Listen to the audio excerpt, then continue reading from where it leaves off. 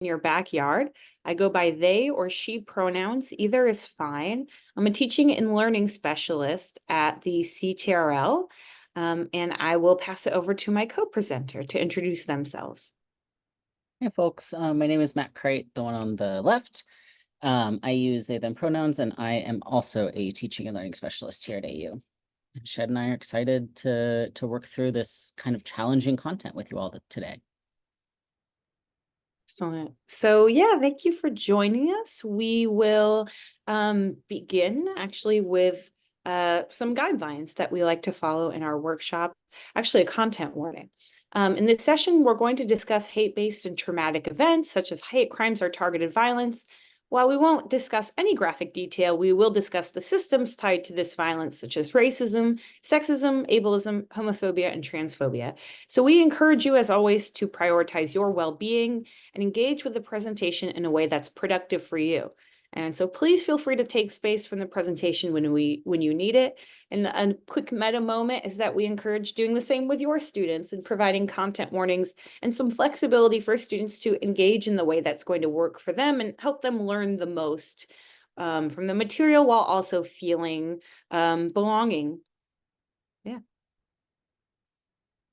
So some guidelines for participation, which we share in every workshop. Throughout the workshop, we ask kindly that you first make yourself comfortable. That might be stimming, rocking, fidgeting, knitting, crafting, sitting perfectly still, whatever works for you. Be present. So we ask you to participate in individual and group activities in the way that works for you. You know yourself best and you know what you need today. So we encourage you to follow whatever that is. Please ask questions and or share ideas in the chat so we can call on you if you would like to share something or talk about some ideas that you're bringing to us. Use that raise hand function again to speak. If you do want to share, that's under reactions. And we encourage you to be generous with your knowledge and respectful of others' knowledge. So everyone is coming in with different identities and experiences, and we want to be open to what others are going to share and the experiences that inform that. So we always like to share these learning outcomes as well at the beginning of our workshops. Again, a meta moment. We encourage you to do the same with your students to help them stay on track. What are the goals of what we're doing today? So by the end of this workshop, you'll be able to recognize the educational value of acknowledging and processing hate-based events in class with students, develop some strategies to respond appropriately to those hate-based events, and plan a response to process the events with students, considering both the event and the course. A quick note here is that in this workshop, we aim to address if and how to respond to hate-based events with students. We're not going to discuss the merits of specific events, and we're aiming to keep the focus on our students and the impact our actions as instructors have on them. And we hope you will join us in this goal. And please let us know any questions you have about that. So we just started with our intro, and we're about to do a poll. And then we're going to move on to the research on addressing hate-based events with students. Then we'll talk about a case study to practice some different approaches. And we will finish up with some strategies for responding that you can apply in your own teaching. Excuse me. So we are going to start with our poll here. So the question is, which of the following concerns do you have regarding addressing hate-based events in class? And you are welcome to select more than one answer. And if your concern isn't listed, please feel free to share it in the chat. So I am going to go ahead. Oh, it's launched. Thank you. Perfect. So please feel free to answer. Which of the following concerns do you have regarding addressing these events in class? And we'll give that just a minute or two.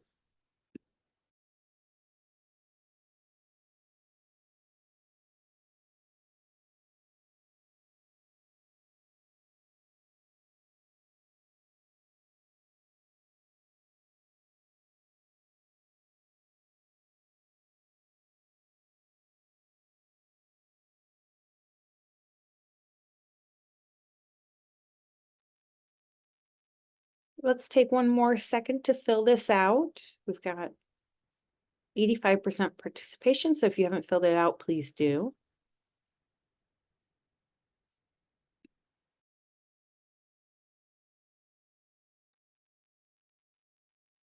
All right.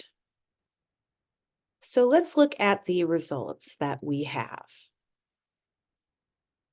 So you should be able to see the results on your screen now. And about half, almost half of us, by far, our most popular choice would be, I'm cautious about re-traumatizing students, which is a really legitimate thing to be concerned about, right? We want to support our students and explore challenging topics with them without further traumatizing or triggering them, right? So that's something we're going to think about today as well. And then we've got a sort of three-way tie between our others, some of our other options. I want to do something, but I don't know what to do. You're in the perfect place to talk about that. I'm worried about saying or doing something that makes the situation worse. Also, a reasonable concern that we're going to address. And a lot of folks feel unprepared to facilitate the discussion, which is why we're reviewing some different strategies today to help you feel a little more prepared. And then in last place, but still a significant amount of people voted for, I don't want to respond because the events aren't typically related to course content. And something we're going to explore today is when is it appropriate to respond in a different way, whether it's really exploring it over a whole class session or just quickly skipping, having a minute of silence. So thank you for filling that poll out. I'm going to stop sharing it now. Were you able to see okay. Were people able to see the results? Okay, excellent. Just making sure. All right. So let's move to our next slide, and I believe I'm going to pass it over to you, Mac. Yep. So as promised, let's talk about some of the research that is out there about responding to various events. So first, we're going to start by talking about the impact of trauma on learning. And essentially what the research tells us is that traumatic events affect all folks, even if a person isn't directly involved. So even those who are not directly involved in a crisis or a traumatic event can experience post-traumatic stress. And this is also the case in educational environments, where tragedies and disasters have a strong emotional and cognitive impact on students, again, even if those students are not directly affected by the catastrophe. Trauma, unfortunately, can place a person into fight, flight, freeze, or fawn state, even if they're not immediately in danger, which can lead to distraction, an inability to focus, a lack of focus, and a negative impact on memory. So students may experience this lack of focus. They may experience an inability to retain information due to trauma. So what we need to do is keep this in mind that when a traumatic event occurs, learning will be negatively impacted, again, even if that event or trauma isn't directly affecting a specific student. The good news is that you as an instructor can have a really big impact on your students' learning by your response to various events that may occur. Teachers' communication behaviors are correlated with students' emotional response in the classroom. So importantly, how a student perceives a teacher's emotional support and the course's emotional valence, which is just the extent to which an emotion is positive or negative, are, quote, positively related to their affection, their motivation, and student learning. So instructors who are perceived as more emotionally supportive can increase students' motivation to learn and their actual ability to learn information. So therefore, we say that emotional support, student well-being, and student learning really do go hand in hand. So knowing that trauma can affect all of our students and that instructor support is key, how do we respond to these hateful events that may occur during the semester? Our first decision is really to respond or not to respond, right? So as many of you noted in our poll about concerns, there are lots of reasons why folks feel ill-equipped or confused about their role in responding to various hate-based or current events. Should you respond? And when you do, how do you do it in a way that's both effective and useful for students? So unfortunately, I'll note here, just as like a forefront, that there is very little research and support for instructors and how to respond to various events. So there's 2 or 3 papers, honestly, that have been published about instructors' responses to hate-based events that occur on campus, and we'll go through those today. But I just want to note that there's not all that much research. That being said, likely lots of you do feel an urge to do something, but maybe don't know exactly what to do. As you all mentioned, you were wary of re-traumatizing students, worried about saying not something wrong, feeling unprepared to facilitate discussions. And so what we hope to do today is to help support you in making some of those decisions and deciding how to respond, when to respond, and what type of responses are appropriate. So when we think about how to respond, what this leaves us with is kind of three potential response patterns, right? So we can potentially completely avoid talking about an event. So avoiding is going to mean not mentioning it at all and just kind of going on with business as usual in class. We have the option of acknowledging. So here we're using the term acknowledge to mean kind of a short recognition of what happened without necessarily having a discussion. So this would be things like a moment of silence or sharing resources. And we'll talk more about what those can actually look like once we get to that strategies section at the end. And then finally, we have addressing, which we're using as a way to describe actually discussing the event in class with students. So these are our options, right? But which one is actually the quote unquote right one to do, right? How do you decide which one to do? Well, in our student-centered learning environment, which I think lots of us really do want to create, it's good to look at what students say to help inform our responses. So what do students actually say? So this is one of the very few pieces of literature out there about folks' responses after traumatic events. So this is research from an article that looked into instructors' responses after the September 11th attacks. So obviously this was a national event that impacted basically everyone in America. So it's important to keep that context in mind. It's also important to note that this happened over 20 years ago. And the experience that, and the kind of the climate of the world was very different 20 years ago than it is today. But that being said, again, this is one of the very few research articles that directly speak to instructors and students' responses after a traumatic event.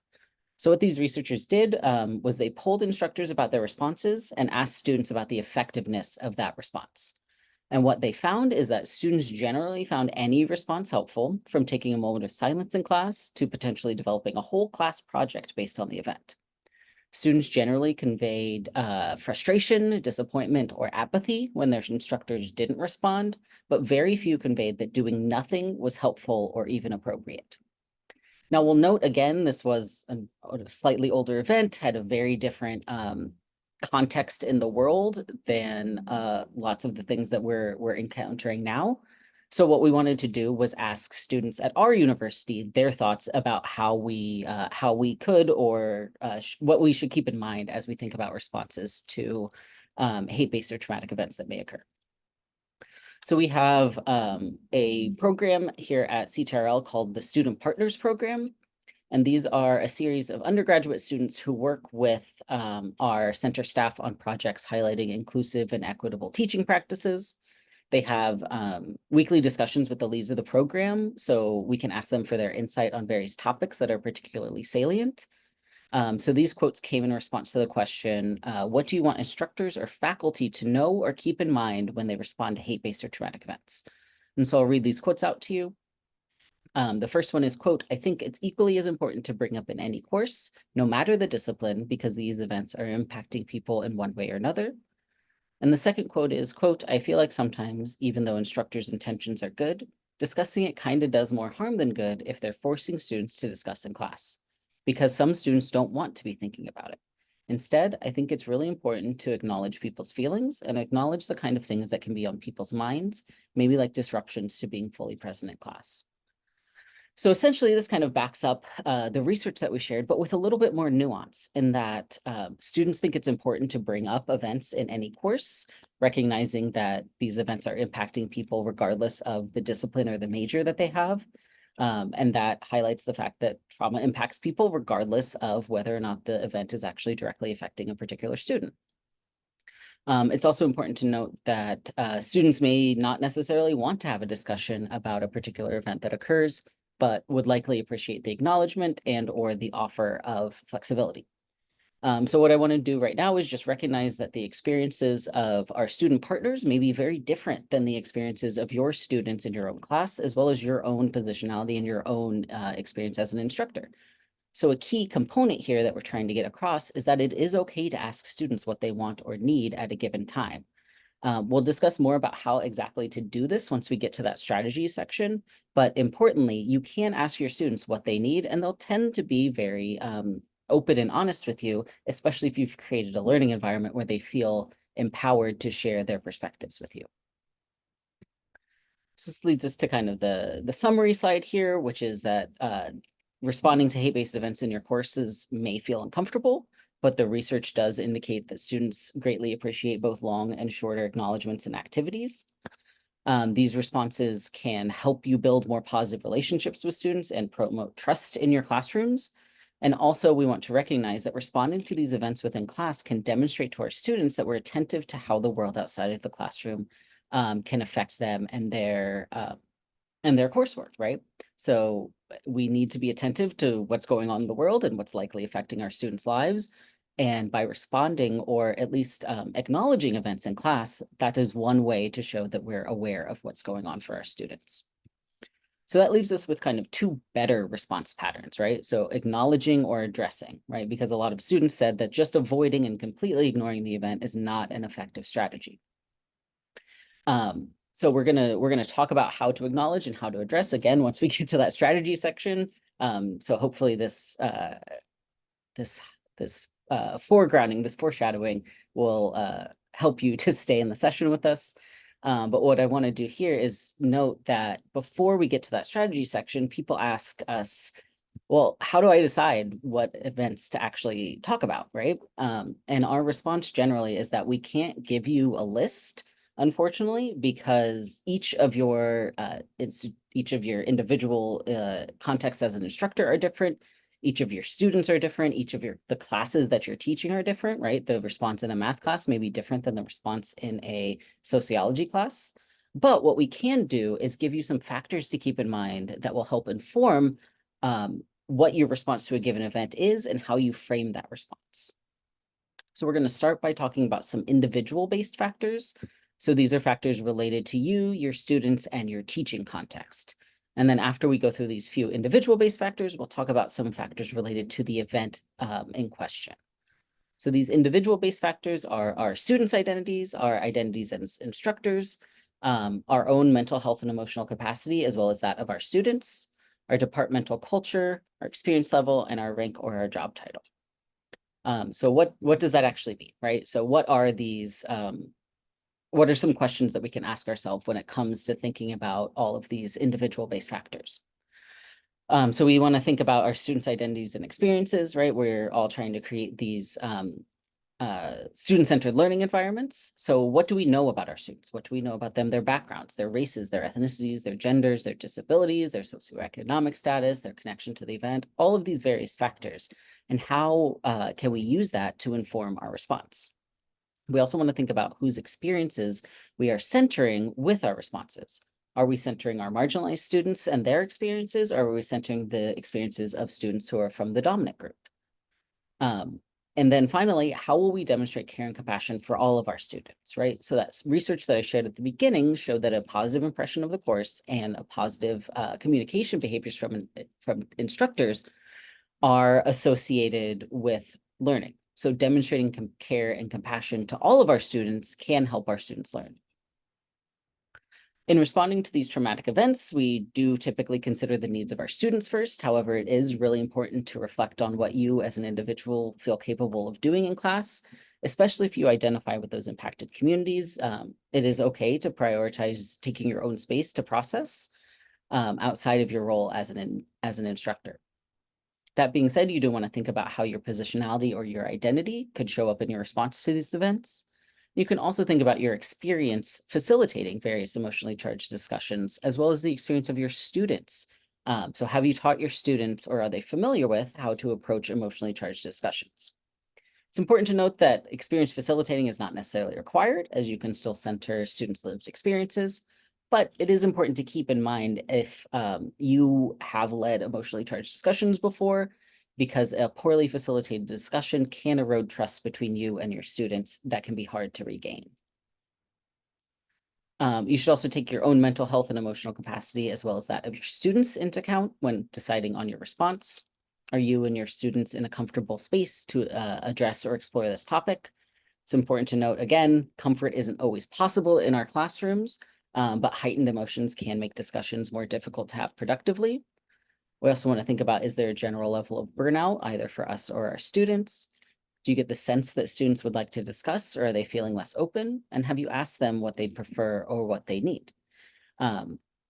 This comes back to that point that we made just a little bit ago, that it is okay to ask your students what they need and offer them options so that they can keep in mind their own mental health, their own emotional capacity in having these various kind of more difficult discussions. And then additionally, depending on your departmental culture, you may feel more or less empowered to have an in-depth conversation with your students. How has your department or college reacted to others who have spoken about events such as these in the past? Do you feel supported in your role? And can you potentially ask or discuss with colleagues about how to brainstorm strategies or suggestions for addressing various topics in class? Here's where I'll plug CTRL's consultation service, where we work with instructors on a one-on-one individualized basis to help them decide on various responses or anything else that comes to pedagogy. But this is where we could have that kind of in-depth conversation with you about what would feel genuine to you and your teaching practice. And then lastly, it is important to recognize that there are some protections afforded or not afforded to you by your rank, right? So some folks who are in maybe more contingent adjunct positions may feel less supported in having a discussion with students in class.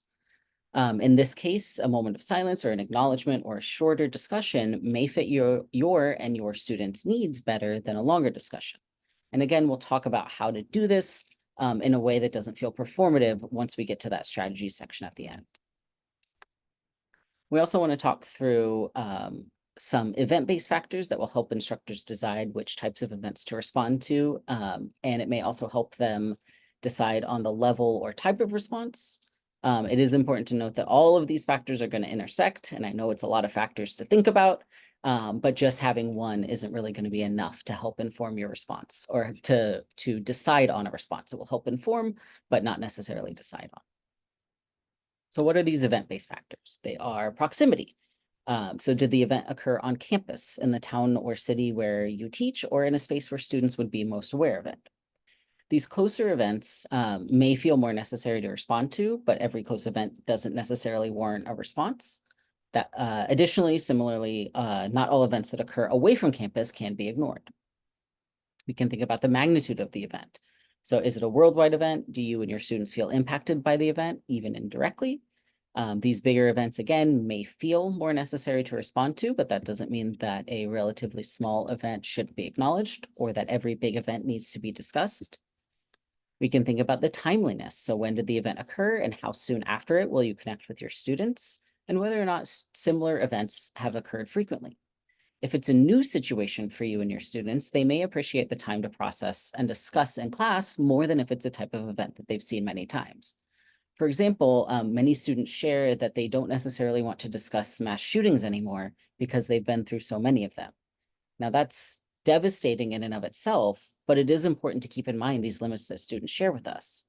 In these instances, again, that offer of flexibility, that acknowledgement may be the more appropriate response. We want to think about the direct impact, again, recognizing that trauma can impact people whether or not they're directly affected, but did the event or could it have directly impacted your students? Could they have family, friends, or other connections to the event? And those that are directly impacting our students may feel more salient to respond to. Can also think about identification with the victims. So might our students identify with the victims, such as if the event occurs on a college campus? We can think about the resources that are available to us. So are there various resources that could help you decide on a response, such as the teaching and learning folks or any teaching community that you have within your own departments? And then also, are there community or university-based resources that you could direct students to for support or advocacy? Students in that article that I mentioned earlier did state that simply sharing resources is a good way to respond and can also help avoid some of that hopelessness that may come out of a particular event occurring. And then lastly, we'll think about our disciplinary context. So is it an event that's related to your course content? Like our student partner said at the beginning, discipline doesn't necessarily always matter, and that all events are going to affect students regardless of their major.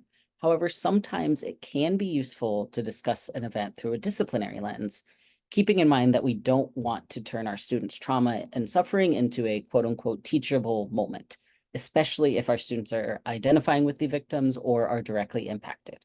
However, I will note sometimes our disciplines do offer valuable context or perspectives, and we can think about how to incorporate this. What I want to do here is pause and check in with the chat and see if there's anything to note. Shed, is there, I haven't had it up. What's been going on? We sorry, I've been like typing frantically. We have some really good questions. Someone mentioned getting requesting a consultation. Anytime you like, please feel free. Go ahead and request it. We would love to talk to you. Atief made a great point. For some of us, our identities may impact our decisions to respond or not because we worry about the assumptions students may have about us based on our backgrounds.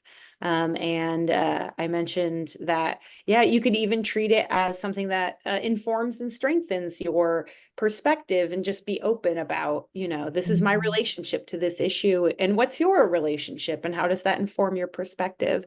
And then we talked about, students will say some of these things or mention these events before or after class, and then everyone's thinking about it. So can we find a way to get everyone on the same page and talking about it with guidelines and respectful parameters and a common reading or something like that?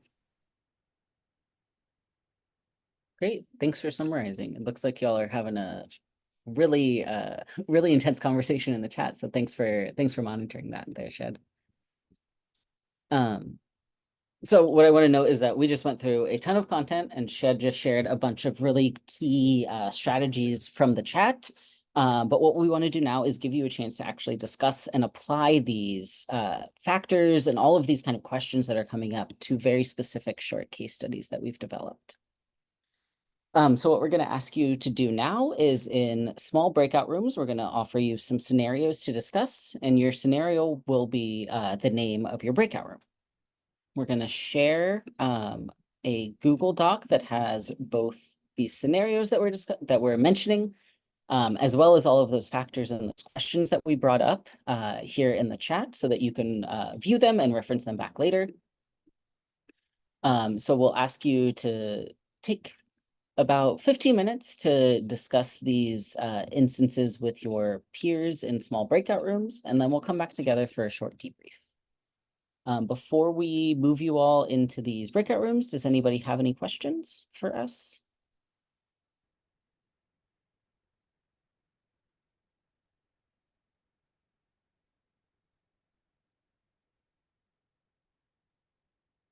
And Shed, are they ready?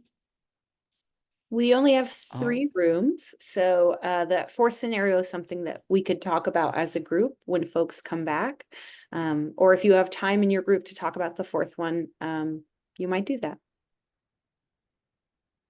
What if folks just pick the scenario that they would like to discuss? Oh, I like that. Yeah. I think given that we have a short, smaller group and there may be some scenarios that are more salient for some of you and some that are less salient. If you can't decide as a group, go with your breakout room number. But if you feel free to, take the conversation where you, where it would be most useful for you to take it. Settling back in. Thanks, everyone. So we would love to hear, what did you talk about? What kind of strategies or challenges did you explore? What scenario did you look at? So I would love to hear from some folks about what they talked about in their rooms. Feel free to talk in the chat, raise your hand, whatever works.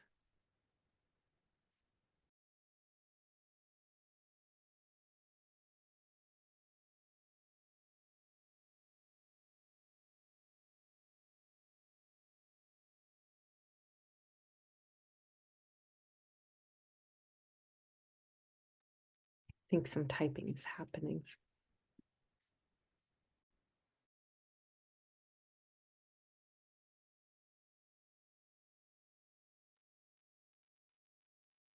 Please go ahead, Joshua.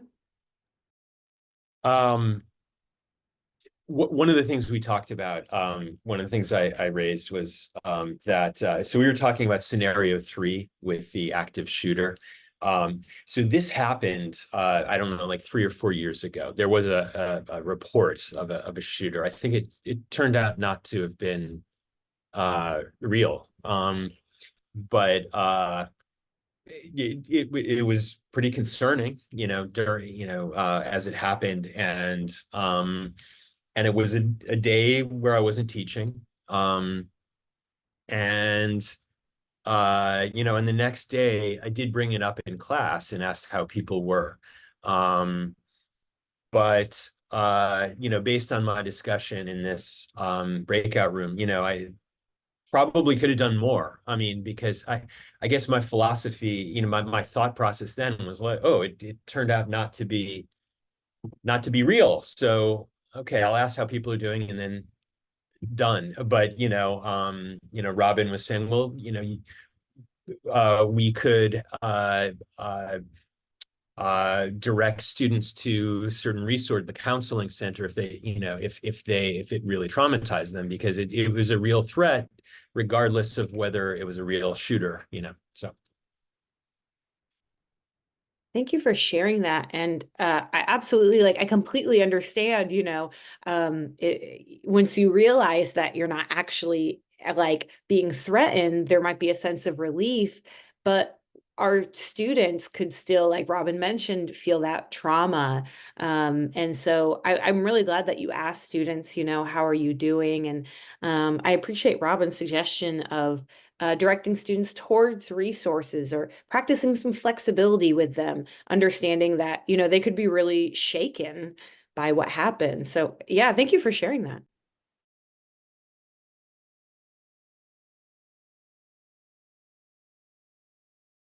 What else did we talk about?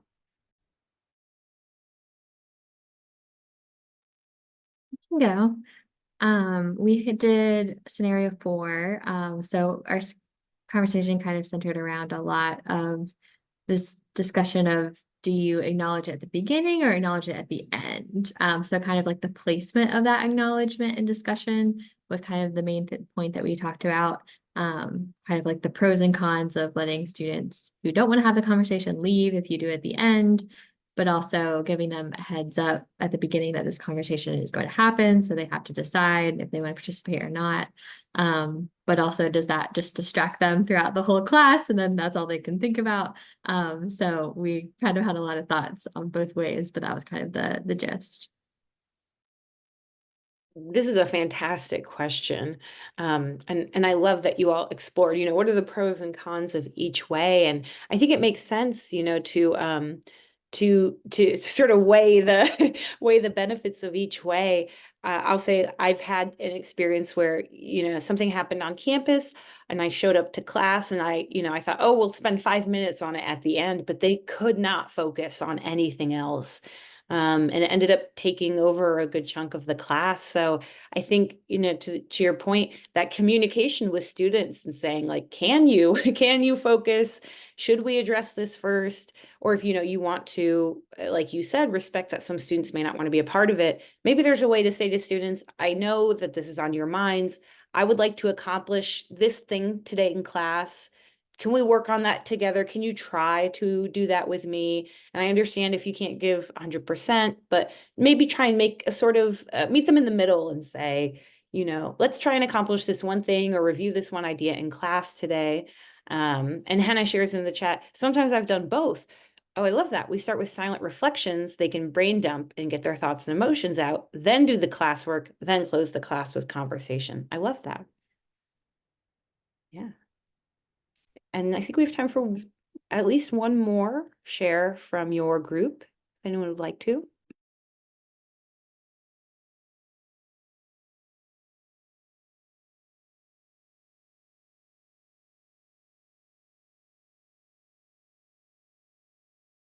Yeah, Caitlin, please go ahead. Yes, so I was also in the group with Gina, and I think Gina really put out a good point of balancing like emotional support in the classroom, giving them those resources, but also intellectually, she mentioned that it's important maybe to make a note about media literacy and what that looks like. Because a lot of our students might be coming in with opinions they've seen on like Instagram, TikTok, and all of that. So I think keeping those boundaries in terms of just being an advocate, but doing it in a way where, yeah, intellectually you're informing them about what to look out for, but also what they need for emotional support. I really love that point. And I think one of the benefits of the strategies Hannah shared was that it gives students space to like just kind of get some of those feelings out and express them early on. And so I really like that balance of, we want to equip students with information to think critically about this event, but also we want to acknowledge the really personal and emotional aspects of it. So I think that's a great idea to spend some time with both of those reactions. That's great. All right, thank you for sharing, folks, and I invite you to keep sharing and thinking about, these case studies as we continue. In the meantime, we're going to move on to some strategies. So you all already named some strategies from your brainstorming and with case studies, but here are some that we can use for acknowledging and addressing events in class, and we'll talk a little about when they might be appropriate or helpful. So first, we want to note that trauma-informed teaching really plays a role in the strategies that we're suggesting. So if you haven't heard of trauma-informed teaching before or know just a little bit about it, it is a sort of shift in how we teach regarding trauma. And so a more traditional way of teaching, maybe making exceptions for those who express or disclose trauma, sort of assuming that everyone is fine, and making accommodations or exceptions for those who are dealing with trauma openly or they express it to you. A trauma-informed approach starts by recognizing that students will be dealing with trauma because everyone, unfortunately, is dealing with trauma in one way or another, and using strategies that account for that trauma. So instead of waiting for a student to say, I'm dealing with this thing, can I have an exception or flexibility? We build that flexibility and understanding into our class from the design of the course. So there's 5 at least principles of trauma-informed teaching. We've linked here a really great article on trauma-informed teaching by Corello and Butler. So I encourage you to spend time with it if this is interesting to you. But those are the 5 basic principles of any trauma-informed approach: establishing safety and learning spaces, understanding and acknowledging trauma, offering options and flexibility, encouraging collaboration and reflection, and helping students imagine the future. So these are threaded through the activities that we are going to talk about, because we want to keep that trauma-informed focus when we address these conversations or explore these concepts with students. So here is, we're going to give you a range of activities that you can use, ranging from acknowledging, as Mac explained earlier, taking a minute or 2, all the way to addressing, taking up a whole class session. So again, this really depends on those factors that Mac was talking about earlier and what your students tell you and show you that they need. So I'm going to give you a minute to just look at these options, and then I'm going to comment on some of them. But just a reminder that we're going to share these slides with you after the session. And so please feel free, to spend more time looking at any of these options or researching them later.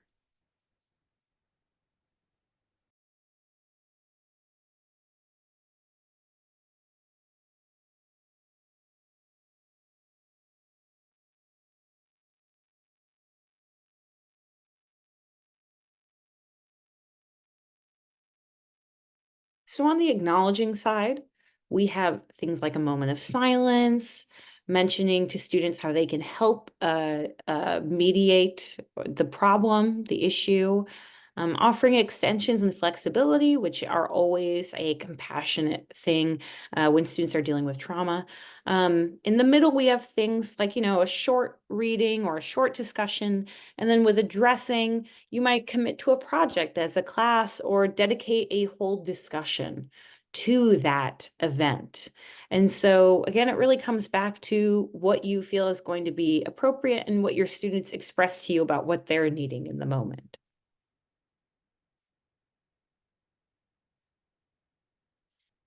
Another note there, oh, sorry, I forgot about that note back, is to consider the topic of the course. So it's really important that our teaching strategies reflect the message of our content. So for example, I teach sociology, inequality and privilege. And so it's really important for me to address issues around hate-based events and inequality and privilege with my students to reflect the messaging of the course. So the course is about, dealing with those issues and, trying to challenge inequality. So it's important for me to reflect that when I address an issue with students. So it's really good to keep that in mind. I mean, every discipline emphasizes equity, collaboration, and curiosity. So something just to keep in mind to make sure that those things, their strategies and the values of our content are matching. So a quote from one of our student partners here. The student says, even an email or a Canvas update, like thinking of you during this time. I'm always a resource to you. These are the resources I recommend. Reach out if you need flexibility or extensions. Anything like that helps me feel supported and as though the instructor does care and is conscious of what's going on. So the student reminds us that we don't need to have a perfect response or, it doesn't necessarily have to be a full lesson plan, but just showing that compassion and care for our students' well-being with a quick message can really make the difference for our students.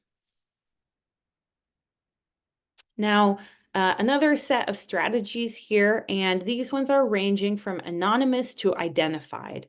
So you can offer students a completely anonymous activity like a write and toss, which I love. It's also called Snowball, where students write down anonymously what they're feeling or thinking. They crumple it up, throw it into the center of the room. You could do that physically, or you could do it online using some sort of anonymous platform. And then everyone reads what someone else wrote, sort of gets the ideas out there. You could use any of these digital platforms or activities we've listed here. We're teaching students how to support one another. And then we've got things that are identifying, but they don't require commentary. So we've listed some more activities there, like arranging themselves on a spectrum or quadrant in the room. And then finally, identifying with commentary, which is going to be, more personally involved, more vulnerable in many ways. So that would be, those involved discussions, submitting a reflection as an assignment, even if it's not graded. So again, coming back to what do your students need? How ready are they to talk and share their personal experiences? Maybe on some days, an anonymous activity is going to be more fitting. For other events or different disciplines, you might find that a full discussion is appropriate. And those are all linked to pages about ways that about the activities and how to use them. So we've got some sample language here. So it can feel really overwhelming to figure out what wording to use when talking to students. So this is not a sort of concrete or absolute way of framing events with students, but this is just a sort of suggested model that you can follow. So the basic framework here would be background framing, and then offering students, whether you want to do more of the address or maybe you want to go for that full conversation, or maybe you want to do a moment of silence, and then ending with flexibility. So I'm just going to skim over quickly some of the language. And the example we've used here is a sexual assault at AU in Leonard Hall, which unfortunately has happened in the past couple years at AU. So the background framing here, as you're likely aware, there were reports of an unidentified individual entering Leonard Hall last night, sexually assaulting one of our community members. The university is investigating, but I know that this causes a lot of concern for your safety and well-being, and I'm worried too. I'm personally working through many emotions surrounding this assault, and I'm guessing that many of you are as well. So that sort of context and sharing one's own perspective, being a little vulnerable there. If you wanted to guide students into a moment of silence, you could acknowledge that a simple acknowledgement is not adequate and does not solve or address any of the issues at play, but it's what I can offer to you in this space today. I'm not equipped to lead a discussion in a productive way today, and that could be because of many, many reasons. However, we can revisit the possibility as a classroom community in the future. For now, I'm going to end class 15 minutes early so that you can take the extra time and use it in a way that works for you. And then for a conversation, you could say, I'd like to take some time in class to process what's happening as a group. You're certainly not required to participate, and I trust that you know what you need at this moment. You're welcome to join in and share your thoughts or step out if you need to. And then you can remind students of the norms, the respectful guidelines that you may have made as a class together, which is always going to be useful, and that we'll respect each other even if we disagree. And then ending with that flexibility and compassion. If you need extra time on the assignment due this week, if that is an appropriate extension to give your students, you all have an automatic extension until Monday morning. If you need further extensions or support, please reach out to me and we can talk more. I'm here to support you in your learning. So you would personalize this based on what you want to share, the context of what happened, and whether you are focused on acknowledging or addressing with your students, and sort of shape it in a way that's going to work for you and your students.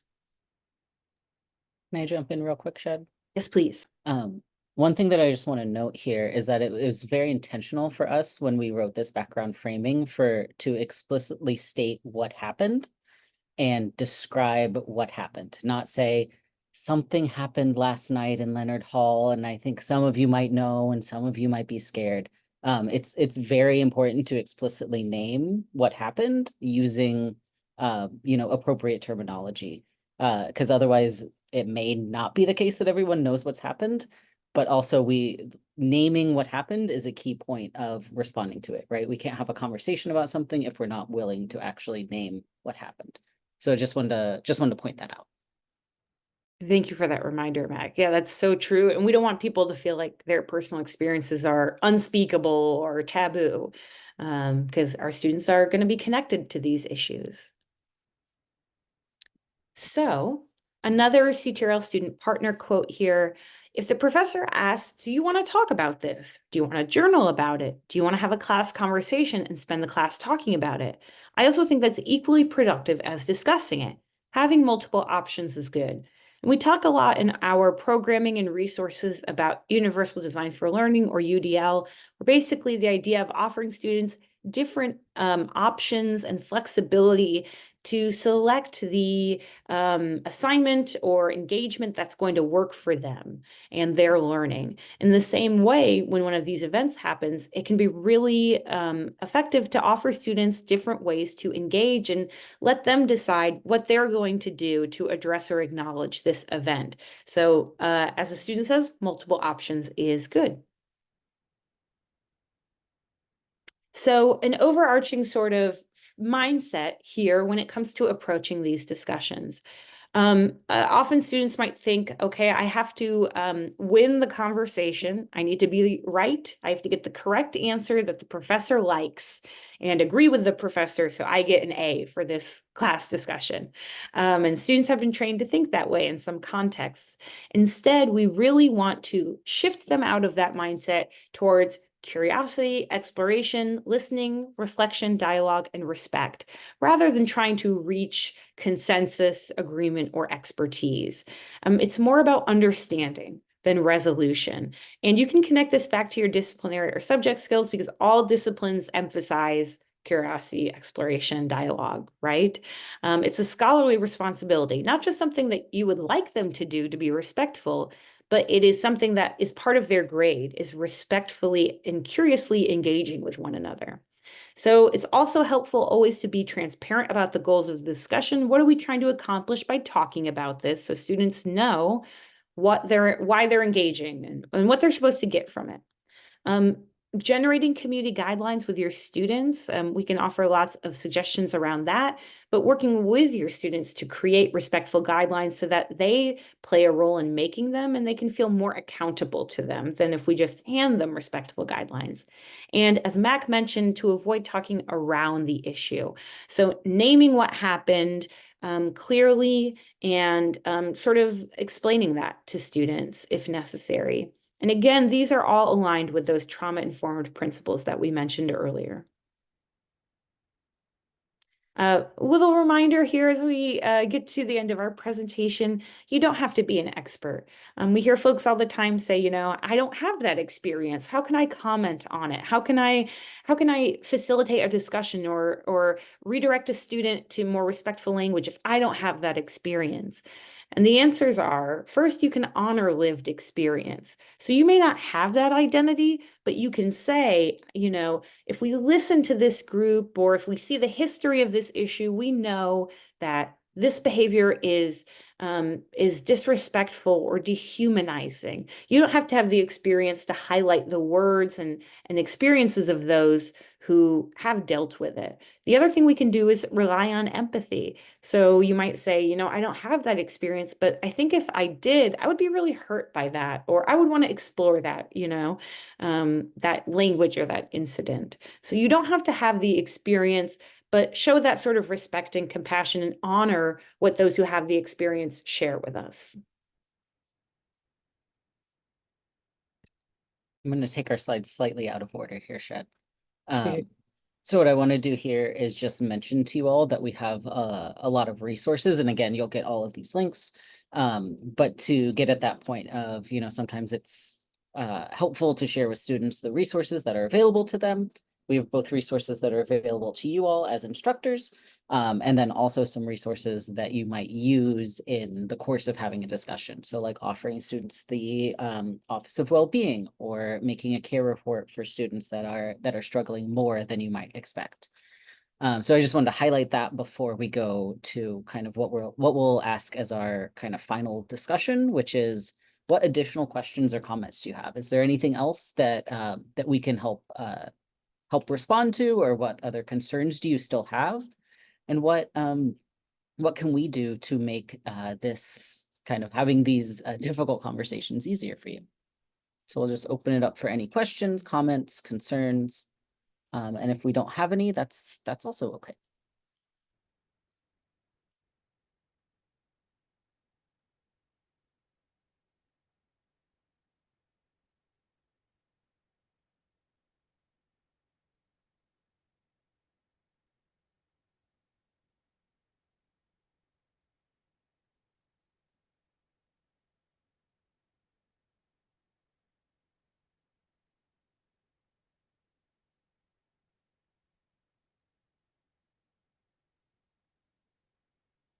So it seems like we're feeling all right. So I will note that we do, Lindsay just put a feedback form in the chat. So we'd love it if you could give us a little bit of feedback on this session so that we can improve it for future sessions. We'll also leave you with this kind of question. If you have any suggestions for us for additional resources or support that you need to have these conversations with your students, we are happy to help out.